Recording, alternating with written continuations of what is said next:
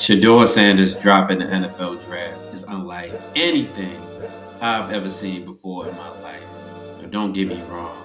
I know a bunch of quarterbacks, a bunch of players in general have dropped in the draft, and a lot of guys were projected to go earlier than they ended up going. A couple that come to my mind off of the top of my head.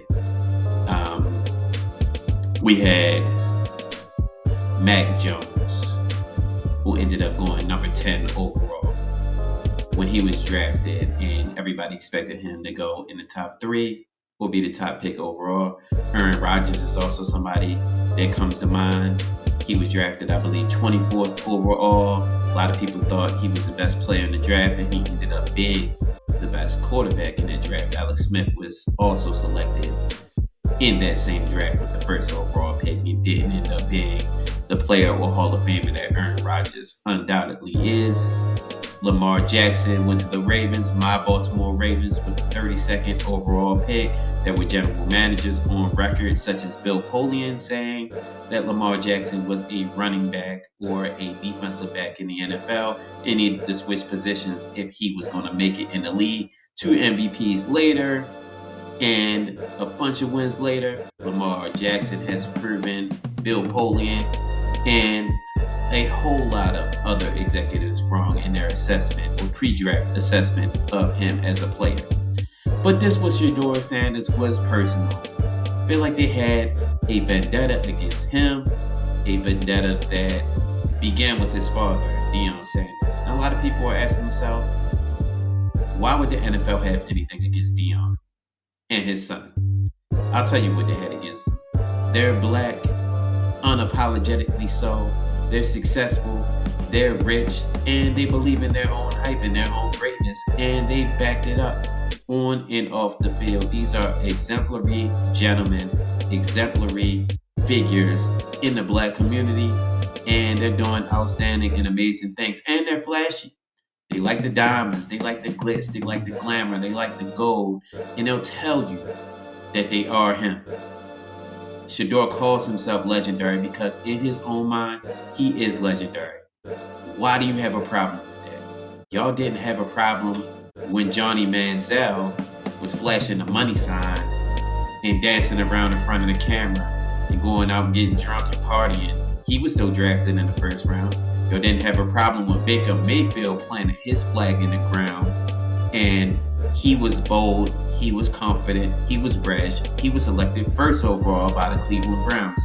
The same Cleveland Browns, they ended up drafting Shedeur Sanders with their 5th round pick in this year's 2025 NFL draft. Now, I believe Shedeur has the opportunity to prove all the haters and all the naysayers wrong. You hate this young man because you ain't him. Because you can't walk around with the platinum, the gold, the diamonds. Because you don't have the swag. Because you don't have the confidence that he has. And this goes back to slavery, man. I hate to say it, but they hate when a black man has more confidence than his white masters. And the white masters are the NFL owners. They believe that they can control their plantation, which is NFL locker rooms and black players. They want you to be seen, but not heard. And Shedeur isn't the loudest dude out there, man. His jewelry might be a little loud. His fashion choices might be a little questionable. But the kid can play, man. He took a Colorado team that 2 seasons ago had 1 win. And this year, they had 9 victories in the Big 12 Conference. He was the Big 12 Offensive Player of the Year. He finished 8th in the Heisman voting. But let the trolls tell you on the internet, he hasn't accomplished anything. He doesn't deserve or have the right to believe in himself because he's overconfident. He's cocky. He's arrogant. He's pompous. But when a white quarterback has those same traits, he believes in himself. He's a winner. He's going to lead this team to great things. Shedeur Sanders, he's not going to do that because he's been coddled and coached by dad. He's been living off of dad's money, dad's fame, dad's Hall of Fame resume. But what has this kid done? All he does is win, no matter what. And that's what he's going to do at the NFL level. I just hope it ain't with the Browns. I'm a Baltimore Ravens fan, true and true, through and through. And I believe that the Browns are the place that quarterbacks go to die. They've had, I believe, 40 quarterbacks in the 26 years since they've come back into the NFL. They went on a hiatus in 95 when Art Modell moved the Cleveland Browns to Baltimore and they became the Ravens. And 4 years later, they were awarded a new franchise and they kept all of the old Browns records. But these new Browns, 21st century Browns, have gone through quarterbacks like Shannon Sharp goes through white snow bunnies. I mean, the Johnny Manziels of the world, the Baker Mayfields, who I named earlier, Brandon Weeden comes to mind. I mean, they've had a litany of guys, and none of those guys have been able to secure that position long term.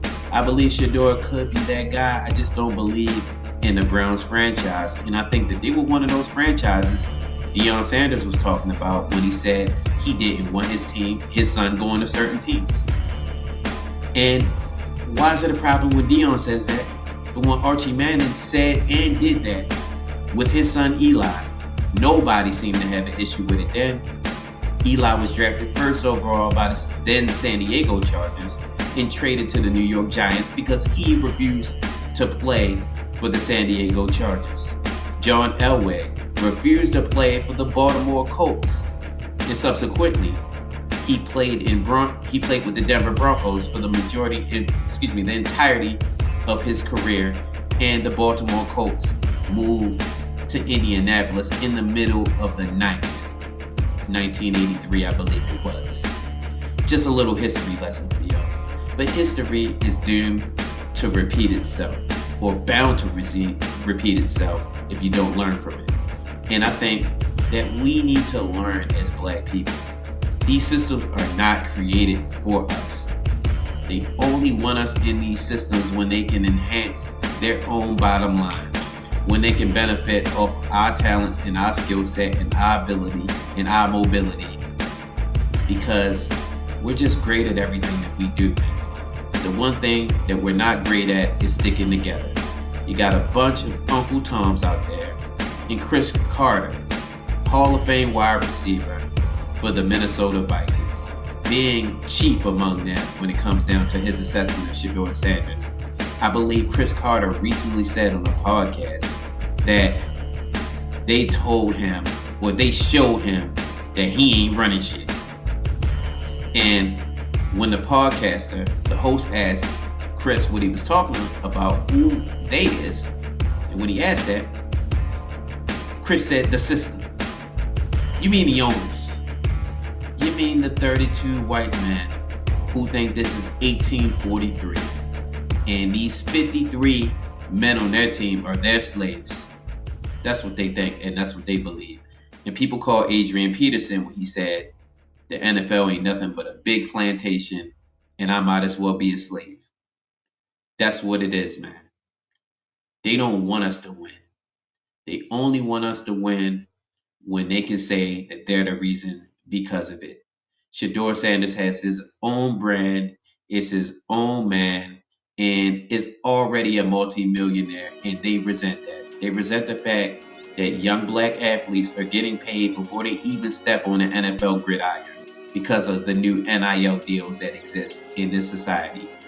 When the fact of the matter is that NCAA was making billions and billions off of Black athletes, and not just Black athletes, but white athletes, Latino athletes, Asian athletes for decades. Nobody seemed to have a problem that they were profiting and excusing it by saying these athletes were receiving an education. Nobody that plays high-level D1 football or basketball, and I'm not going to say nobody, but most people that play at that level, they're thinking about going pro.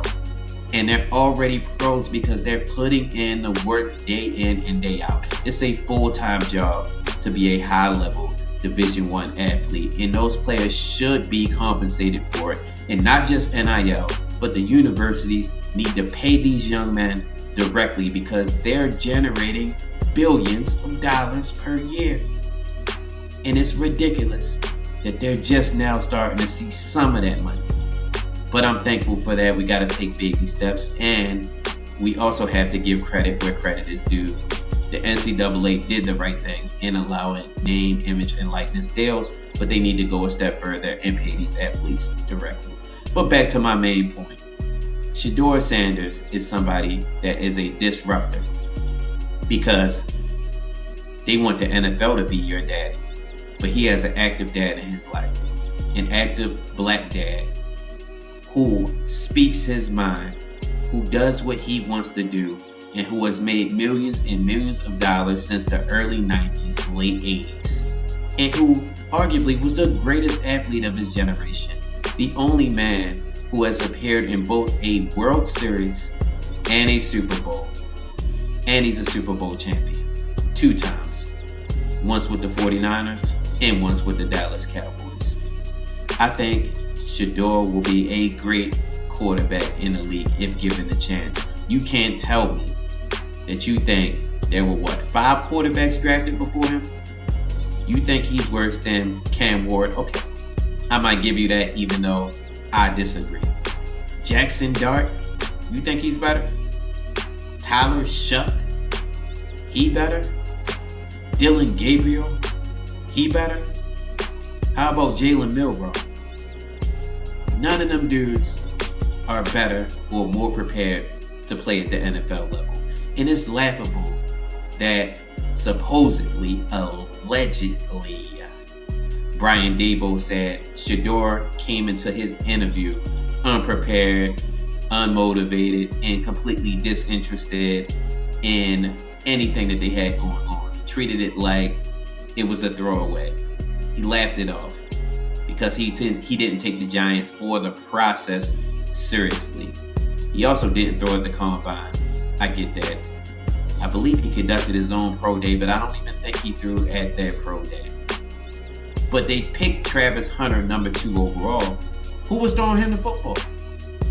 The Heisman Trophy winner wanted to play with Shedeur Sanders so much that he played with him in 2 different cities, in 2 different leagues.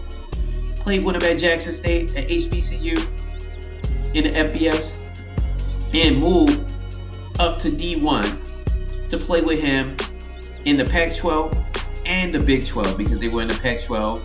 Shedeur in Travis's first year there, and then the second year they moved over to the Big 12.